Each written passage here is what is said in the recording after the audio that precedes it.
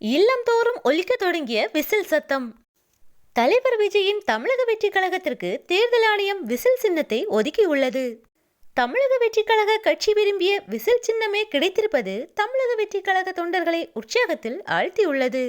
சின்னம் ஒதுக்கப்பட்ட உடனே தளபதியின் தோழர்கள் தீயாய் வேலை செய்ய தொடங்கியுள்ளனர். சின்னத்தை பிரபலப்படுத்த பல முயற்சிகளில் ஈடுபட்டுள்ளனர்.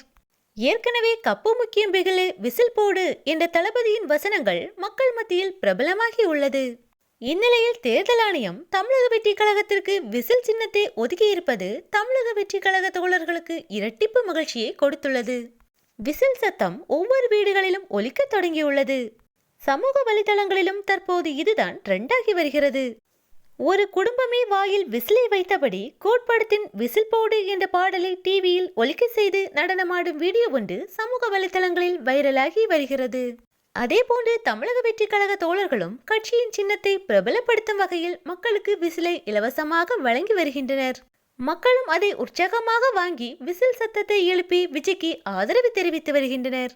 தற்போது விசில்தான் சமூக வலைதளங்களையே கலக்கி வருகிறது.